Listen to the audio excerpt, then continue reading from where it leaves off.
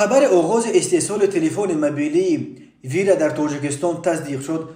به خبرنگار آزیا پلوس فوزلجان فتولویف مؤثر شد که از کارگاه استحصال نخستین تلفن موبیلی تاجیکی بازدید نموده با نشر 7 عکس از آنجا گزارش تهیه کند.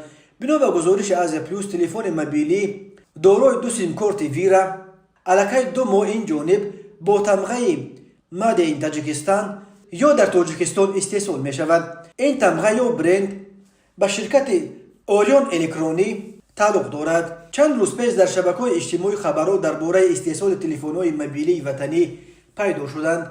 در وزارت صنعت و تکنولوژی‌های نو تاجیکستان و در دایره‌های تجارتی کشور با یک آواز گفتند که در این باره بار اول میشنوند. بعد نشر این خبر استحصال کننده خودش با آزیا پلوس تماس گرفته درباره محصولاتش معلومات داده است.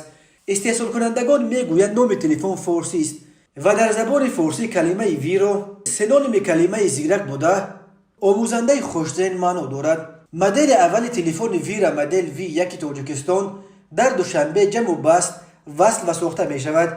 قسم‌های احتیاطی و دیگر لوازمات تلفن از تایلند، کره، چین و تایوان دسترس می شوند. چند پیش به فروش ویرا در فروشگاه مرکزی چوم و صدبرگ آغاز کردیم. من بعد می خواهیم در دیگر منطقه ها هم فروش آن را برامانیم. هر سال نوها و استحصال 3 مدل نو تلفن ویرا را در نقشه داریم. شاید تا سال 2024 یا پیشتر از آن علاقه تلفن با اکران سنسوری استحصال کنیم.